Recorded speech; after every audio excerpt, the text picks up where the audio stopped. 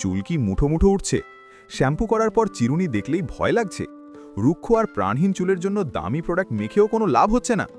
এর পেছনের বিজ্ঞানটা কিন্তু খুব সোজা। আমাদের চুলের গোড়ায় অর্থাৎ হেয়ার ফলিকালে যখন প্রোটিন আর ফ্যাটি অ্যাসিডের ঘাটতি দেখা দেয়, তখন গোড়া শুকিয়ে দুর্বল হয়ে যায়। আর দুর্বল গোড়া থেকে চুল তো ঝরবেই। এর সবচেয়ে সস্তা অথচ শক্তিশালী একটা প্রাকৃতিক সমাধান হলো তিসির বীজ বা ফ্ল্যাক্সিড। এতে থাকা প্রচুর ওমেগা-3 আপনার চুলের গোড়ায় ম্যাজিকের মতো পুষ্টি যোগায়।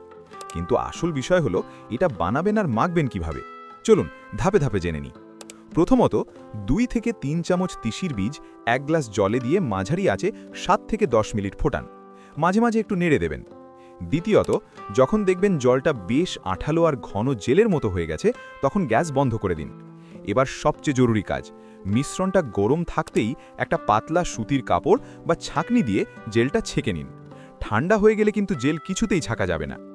তৃতীয়ত, জেলটা ঠান্ডা হওয়ার পর আপনার আঙুলের ডগা দিয়ে স্ক্যাল্পে বা চুলের গোড়ায় খুব ভালো করে ম্যাসাজ করুন। বেঁচে যাওয়া জেলটুকু পুরো চুলে লাগিয়ে নিন।